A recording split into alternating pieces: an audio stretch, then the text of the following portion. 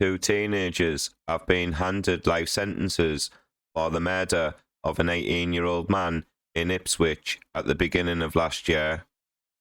Alfie Hammett and Joshua Howell, both aged 19 years old, appeared at Ipswich Crown Court on Monday the 11th of March, where they were sentenced to life imprisonment with the minimum custodial terms of 24 years and 20 years respectively.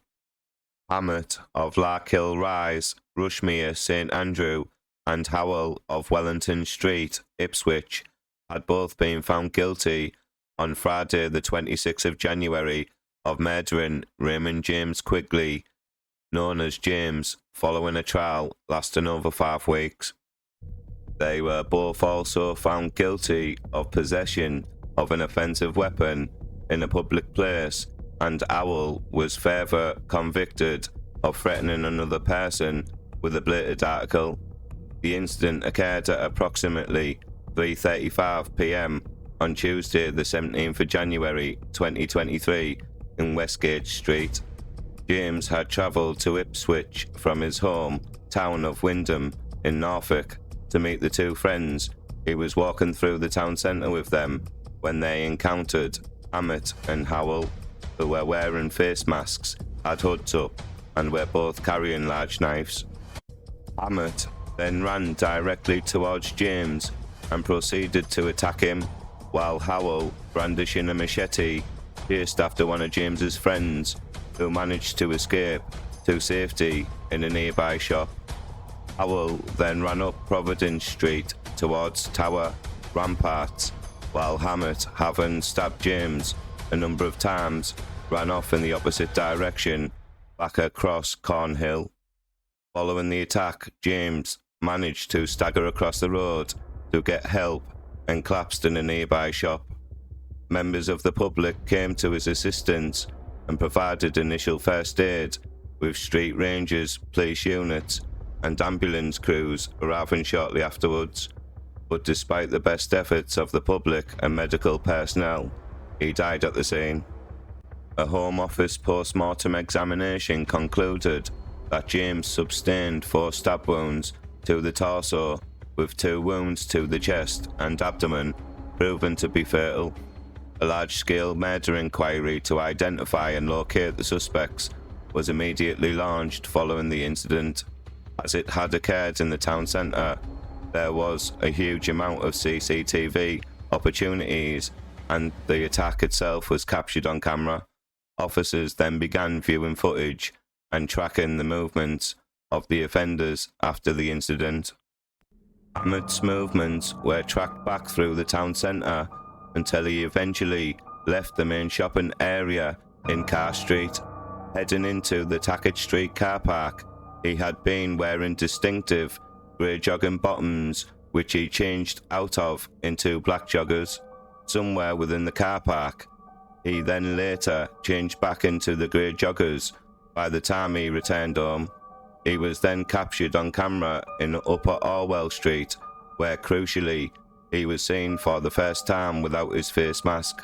Further inquiries over the next couple of days continued to track his movements along Rope Walk past Suffolk New College before re-emerging in Back Hamlet, where he was then seen without a mask with his hood down.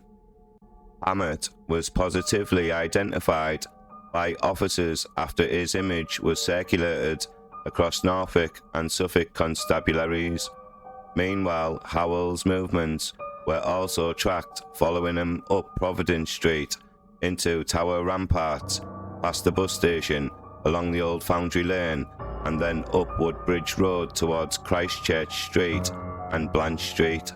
Howell was identified as a suspect around 48 hours after the murder by a combination of his description and mobile phone analysis that confirmed his presence in the locality at the time of the attack.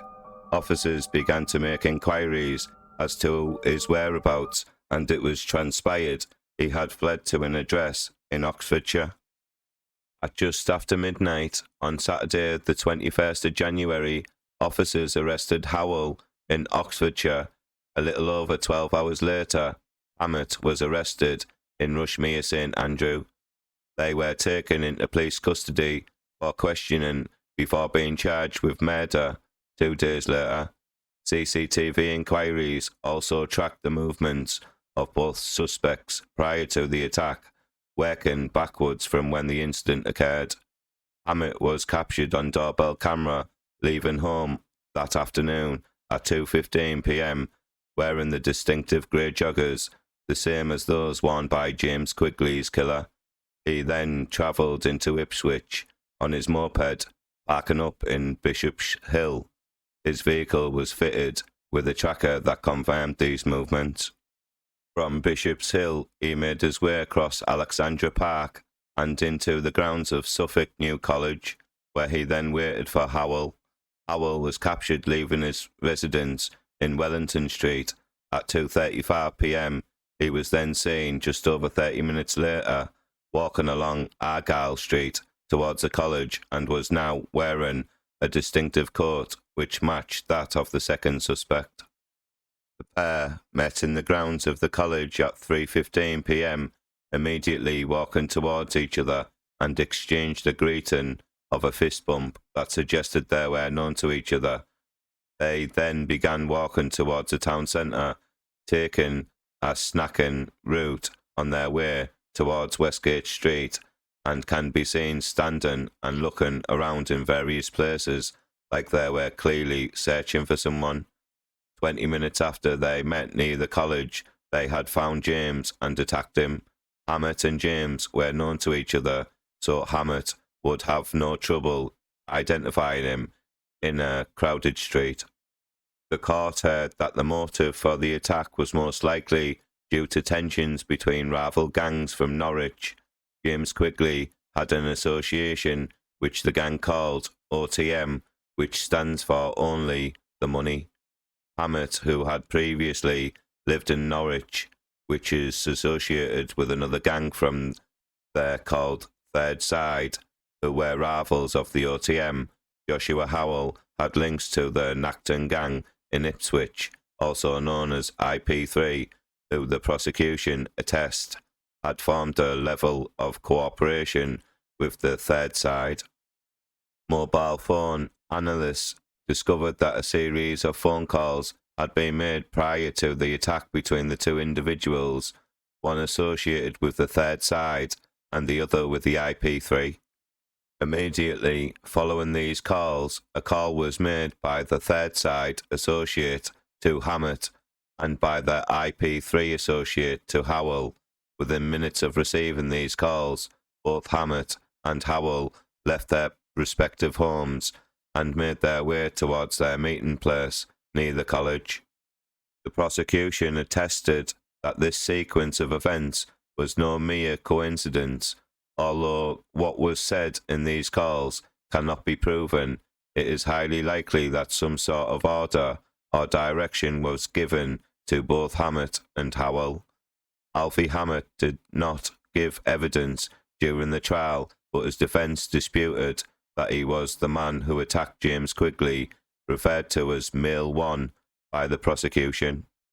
Joshua Howell did take the stand to give evidence and denied being affiliated with IP3. He claimed he had not previously met Male 1 and said he had gone out to make a drug deal that day and was carrying a machete for his own protection. He said after making the deal, he had only walked through the town with Male 1 to show him the way to the kebab shop in Westgate Street, and the attack had occurred spontaneously, without his prior knowledge. His defence for drawing his machete was that he feared being attacked by another group. The court also heard that Howell had left Ipswich on the night of the attack and travelled to Oxfordshire the following day. He was bought over £250 worth of clothes and a suitcase and had booked a flight out of the UK, which was due to depart the day after he was arrested. The jury rejected Howell's defence and were also satisfied that the police evidence proved that Alfie Hammett was indeed Male 1, finding them both guilty by unanimous verdicts on all counts. Detective Chief Inspector Tam Burgess, the senior investigating officer, said, "This was an horrific and completely senseless act of extreme violence that has resulted in the death of an 18-year-old man who had his whole life ahead of him. I want to pay tribute to James's family for their dignity and perseverance throughout this investigation, and more latterly the trial, which has been an incredibly difficult process for them. I also want to thank everyone who has been involved with this inquiry, from detectives to the CCTV team, inquiries officers, major incident room staff, and crime scene investigators.